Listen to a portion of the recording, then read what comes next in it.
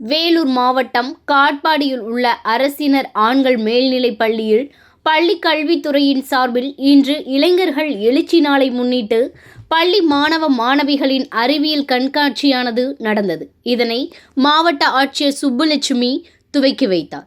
இவ்விழாவில் முதன்மை கல்வி அலுவலர் தயாளன் மற்றும் பள்ளியின் தலைமை ஆசிரியர் தாரகேஸ்வரி உள்ளிட்டோரும் இக்கண்காட்சியில் மாணவ மாணவிகளின் புதிய கண்டுபிடிப்புகளான தானியங்கி கார் பிரேக், நெல் மூட்டைகள் பாதுகாக்கும் தானியங்கி குடோன், சுற்றுச்சூழலை தொழிற்சாலை புகை மாசிலிருந்து பாதுகாக்கும் கருவி, விவசாயிகளின் பயிர்களை வனவிலங்குகளிடமிருந்து பாதுகாக்கும் கருவி இயந்திரம், மனிதன் போன்றவைகளை மாணவர்களை வடிவமைத்து இக்கண்காட்சியில் இடம்பெற செய்திருந்தனர் என்பது குறிப்பிடத்தக்கது.